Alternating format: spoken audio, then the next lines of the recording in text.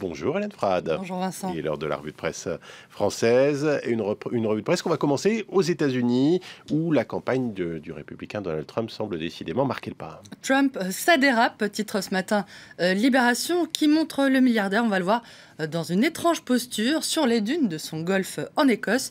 Le tycoon fait la moue, écarte les bras comme un oiseau prêt à s'envoler. Le personnage, rappelle Libération, aime les provocations et les insultes, mais la méthode qui lui a permis de s'imposer chez les Républicains, vous l'avez dit, serait en train de lui plomber les ailes, d'après Libération. Cette nuit encore, lors d'un meeting, Trump a lancé que seuls les défenseurs du port d'armes étaient en mesure de stopper Hillary Clinton. A-t-il appelé ses partisans à user de la violence pour vaincre son adversaire, ou a-t-il simplement appelé à voter contre elle? C'est toute l'ambiguïté de la déclaration d'un candidat dont on ne compte plus les dérapages contrôlés, au point, vous l'avez dit également, que plusieurs républicains viennent de prendre ouvertement leur distance dans une lettre publiée lundi par The New York Times pour que 50 anciens hauts responsables républicains de l'appareil de sécurité nationale n'hésitent pas à écrire noir sur blanc que l'homme serait, s'il était élu, le président le plus dangereux de l'histoire américaine.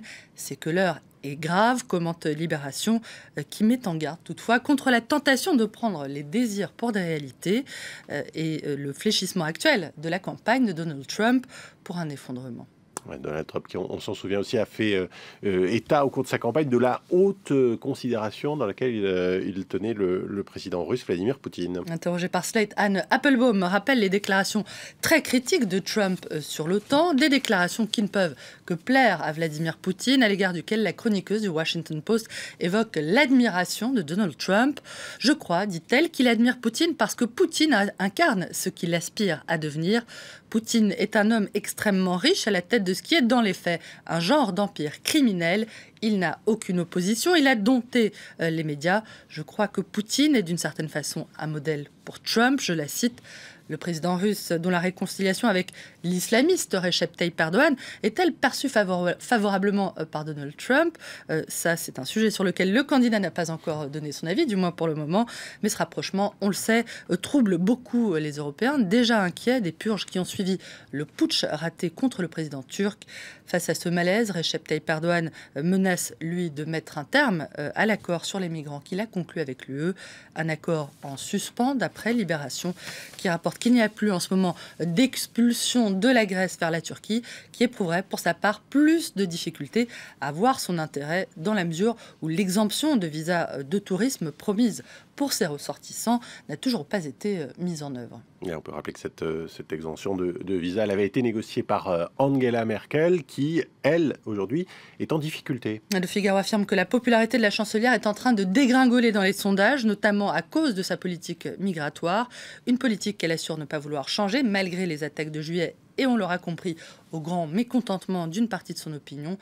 La question migratoire empoisonne le débat en Europe, en Allemagne et en France également, où depuis plusieurs semaines, les démantèlements et les contrôles d'identité se multiplient à Paris, d'après Libération, qui rapporte que les associations accusent de harcèlement les forces de l'ordre, les écologistes et le parti de gauche, reprochant à la maire de Paris, Anne Hidalgo, l'absence de solution pour les réfugiés, en attendant l'ouverture de camps d'accueil dans la capitale, qui est prévue pour la fin du mois de septembre.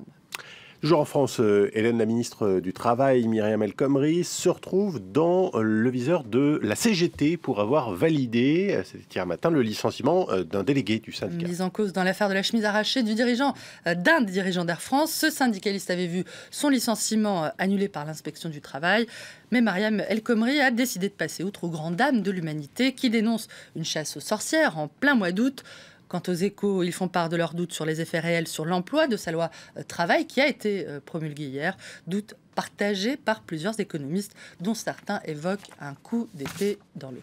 Et on termine avec des nouvelles des JO. Ça va mieux pour les Français depuis hier. Enfin, en or, s'émerveille l'équipe. Après des débuts moroses, la France a enfin obtenu ses deux premières médailles d'or. Youpi.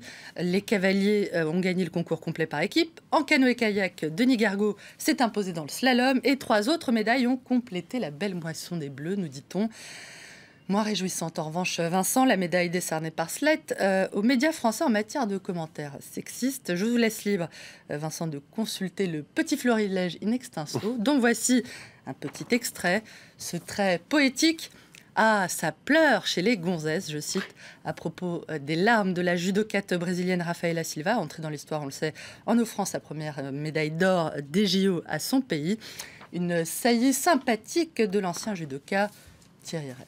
C'est élégant. Merci Hélène Frade. On se retrouve dans 2 heures pour la revue de presse internationale.